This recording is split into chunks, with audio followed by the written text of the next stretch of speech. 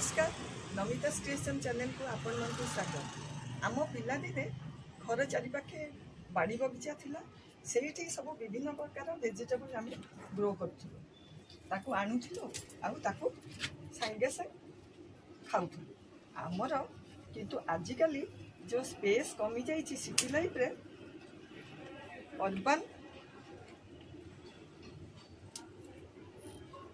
Agriculture चाहिदा बहुत बढ़ी जाइए। आपण मैंने भावुवे अर्बन एग्रीकल्चर कौन यहाँ तो गोटे फास्ट टॉपिक किंतु अति सरल भाषा रे ये जो सिटी लाइफ रे गोटे अल्प स्पेस रे आमे केमती आम निज किचन पाई ग्रो करिवा बिना केमिकल रे ऑर्गेनिक फ्रेश वेजिटेबल्स।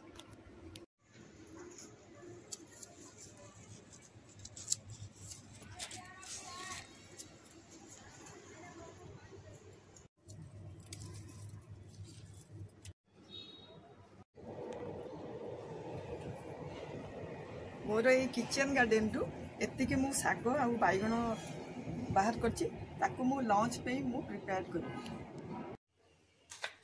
ये देखंतु बैगण को मु काटिकी देखौछि टिके भी पोक नाही आउ एते सॉफ्ट मंजी भी नाही आकू खाली लूण हल्दी पकेकी टिके भाजी दबा देखिया से पूरा लहुणी परी लागिबो।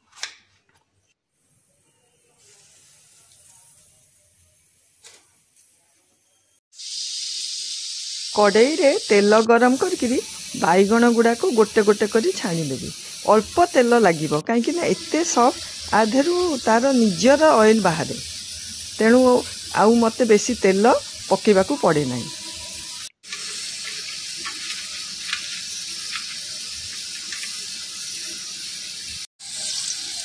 तेल गरम हो गलानी फ्लेम को मीडियम करी गरम गोटे गोटे करी बैगण को आम छाणीदबा।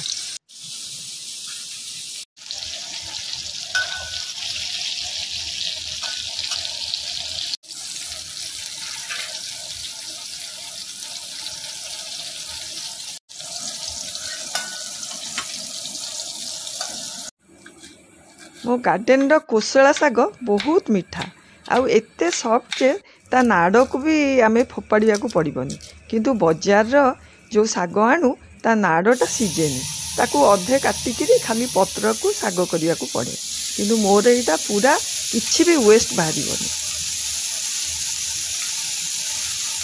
साग संगे कखारु को मु छोट छोट करी काटी देइछि ता देहरे मिसेइछि आउ ता संगे अल्प स्वाद अनुसार लूण पकई साग आमर बहुत मीठा ता संगे कखारु मिसिले से आहुरी मीठापण बढ़ी जाए। अल्प टिके चामुचे पानी देकी ताकू घोड़े दबा। सागटा सीझी गलानी एबे आमे साग को टिके बघारी दबा। साग बघारिया पई मु सोरिष तेल अध चामुचे पकईछि ता गरम हो गला परे तापरे पंच फुटण पकेबी आउ सुखिला लंका गोटे पकाउछि ता संगे किछि रसुण कोला को छेची देइछि रसुण कोलाटा को पकेबा आ रसुण को बेसी भाजीबानी नहले ता बास्ना उड़ी जीवो। हेई गलानी एबे मु साग जो सिजेकी रखिथिले ताकू पकेइकि घांटी दबा।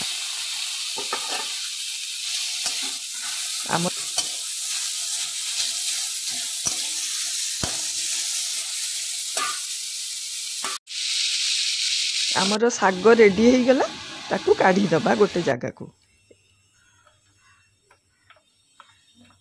पापड़ को भाजी देइथिले एबे मु पापड़र चाट बनेबी।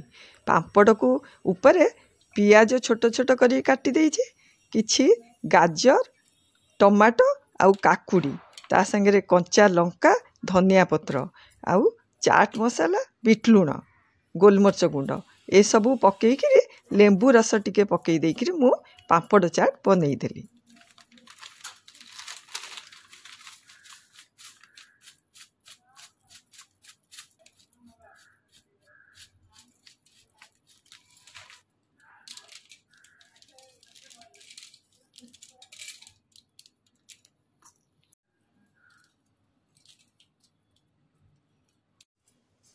एबे आमे प्लेटिंग करदबा आमर थाली रेडी हो गला।